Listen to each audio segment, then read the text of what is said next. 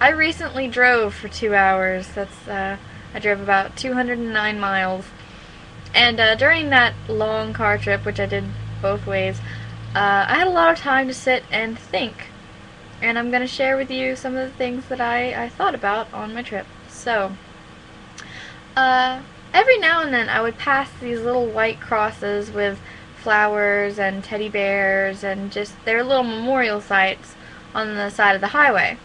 And that usually means that somebody died and the friends and family made a little memorial at the place where they got in a car accident and died.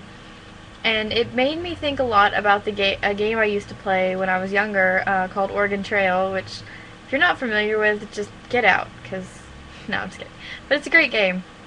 But in the game, you're like a, I don't know, pioneer, I guess. What do you call those kind of people? I don't know what you call them. But you have like a wagon and a family, and you have to shoot things and eat it and whatever. And someone always dies of dysentery. That's just sort of what happens in the game. And when somebody dies, they get a little gravestone that says, "Here lies Sarah, died of dysentery in blah blah blah blah in Dayton, whatever."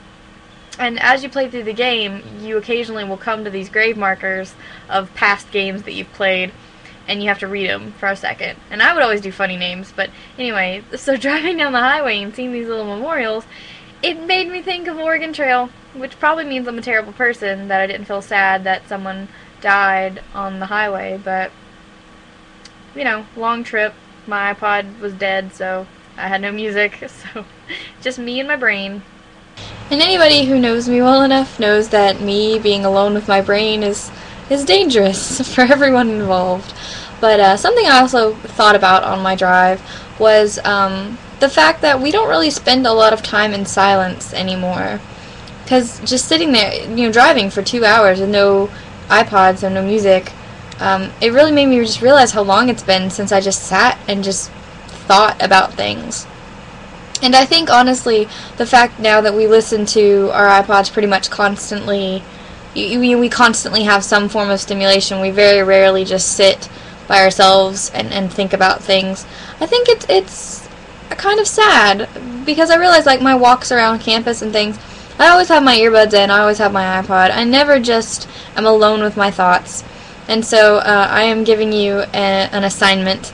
I want you to take like 15 minutes or 30 minutes or however long and just turn off all your glowing rectangular screens and just sit in, you know, as silent as you can in your house and just think about something and then make me a video and tell me about it. So I miss you a whole bunch, and I can't wait to see you again for our Onlitversity in November, and until then, make me some videos or else.